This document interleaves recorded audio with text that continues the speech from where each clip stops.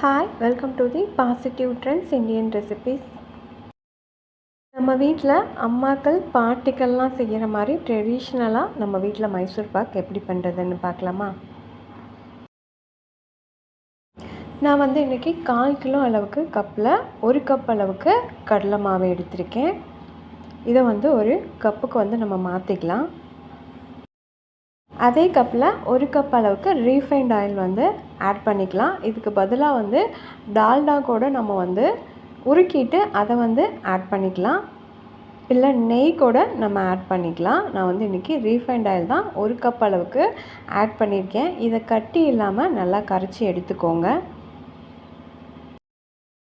இப்போ சர்க்கரை பாகு ரெடி பண்ணிடலாம். 1 கப் கடல மாவுக்கு 1.25 கப் அளவுக்கு சர்க்கரை ஆட் பண்ணால் கரெக்டாக இருக்கும்.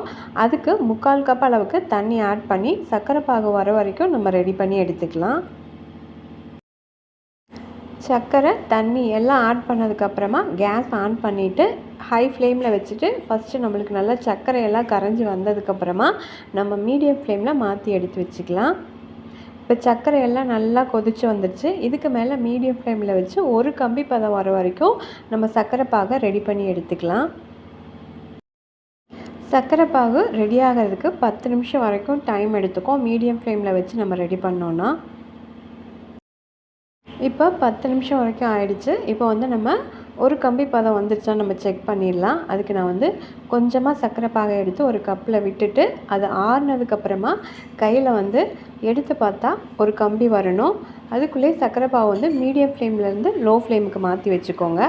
இப்போ இந்த மாதிரி கம்பி பதம் வந்ததுக்கப்புறமா நம்ம கரைச்சி வச்சுருக்க கடலை மாவு வந்து இப்போ இது கூட நம்ம கொஞ்சம் கொஞ்சமாக ஆட் பண்ணிக்கலாம். அடுப்பை வந்து லோ ஃப்ளேம்லேயே இருக்கட்டும், கரைச்சி முடிக்கிற வரைக்கும். கொஞ்சம் கொஞ்சமாக ஊற்றி கரைச்சிக்கலாம், அப்போ தான் கட்டி இல்லாமல் நம்மளுக்கு வரும். நல்லா மிக்ஸ் பண்ணதுக்கப்புறமா கொஞ்சம் ஹை ஸ்பீடாக வந்து நல்லா மிக்ஸ் பண்ணி விடுங்க. அப்போ தான் வந்து அந்த சர்க்கரை பாகோட இந்த நெய்யும் கடலை மாவும் நல்லா வந்து மிக்ஸ் ஆகும். இப்போ மிக்ஸ் ஆகிற பார்க்குறப்பே தெரியுது நல்லா மிக்ஸ் ஆகுதுன்னு. நல்லா கலந்து விட்டதுக்கப்புறமா கேஸை வந்து நம்ம மீடியம் ஃப்ளேமுக்கு மாற்றி வச்சுக்கலாம். அதுக்கப்புறமா நம்ம மெதுவாக கைவிடாமல் கிண்டிகிட்டே இருக்கணும், இல்லைன்னா வந்து அடிப்பிடிக்க ஆரம்பிச்சிடும். இந்த மைசூர் பாக்கு ரெடி ஆகிறதுக்கு 20 நிமிஷம் ஆகும். நம்ம மீடியம் ஃப்ளேமில் வச்சு பண்ணுறனால கைவிடாமல் ஒரு 10 நிமிஷம் போல் இந்த மாதிரி கிண்டிகிட்டே இருந்தால் பபுள்ஸ் வர ஆரம்பிக்கும். இப்போ இந்த மாதிரி சுற்றியும் நல்லா பபுள்ஸ் வந்ததுக்கப்புறமா நம்ம இன்னும் ஒரு 10 நிமிஷத்துக்கு இந்த மாதிரி நம்ம கைவிடாமல் கிண்டிகிட்டே இருந்தால் நம்மளுக்கு மைசூர் பாக்கு வந்து சூப்பராக ரெடி ஆயிரும். இப்போ லேயராக வர ஆரம்பிச்சிருச்சு. மைசூர் பாக்கு வந்து ரெடி ஆகிடுச்சு. இந்த ஸ்டேஜில் அடுப்பை ஆஃப் பண்ணிடலாம். நான் ஆல்ரெடி வந்து ஒரு டின்னில் வந்து ஆயில் அப்ளை பண்ணி ரெடியாக எடுத்து வச்சுருக்கேன். அதுக்கு வந்து நம்ம மாற்றிக்கலாம். இப்போ இந்த சூடாக வந்து மைசூர் பாக்கை டின்னுக்கு உடனே வந்து நம்ம வந்து ட்ரான்ஸ்ஃபர் பண்ணிடணும், இல்லைன்னா கெட்டியாக ஆரம்பிச்சிடும், நம்மளுக்கு வந்து அந்த சைஸ் போட வராது. இப்போ இதை நல்லா வந்து லெவல் பண்ணிக்கலாம், நல்லா அமுத்தி விட்டுக்கலாம். ரொம்ப வந்து டைட்டாக அமுத்திடக்கூடாது, ரொம்ப ஹார்டாயிரும். லைட்டாக வந்து லெவல் மட்டும் பண்ணிக்கலாம். இப்போ இதை ஒரு 1 ஹவருக்கு டிஸ்டர்ப் பண்ணாமல் அப்படியே வந்து இதுக்கு மேலே ஒரு கிளாத்தோ இல்லை மூடி போட்டோ அப்படியே விட்டுடலாம். ஒரு மணி நேரம் கழித்து பார்க்கலாம் நம்ம. இது 1 ஹவர் ஆகிடுச்சு. ஈஸியாக வந்து மாற்றுறதுக்கு வந்துருச்சு பாருங்கள். இதுதான் கரெக்டான கன்சிஸ்டன்சி. மைசூர் பாக்கு சூப்பராக தயாராகிடுச்சு. இப்போ இதை வந்து நான் ஃபஸ்ட்டு 2ஆக கட் பண்ணி காமிக்கிறேன், எப்படி வந்திருக்குன்னு பார்க்கலாம்.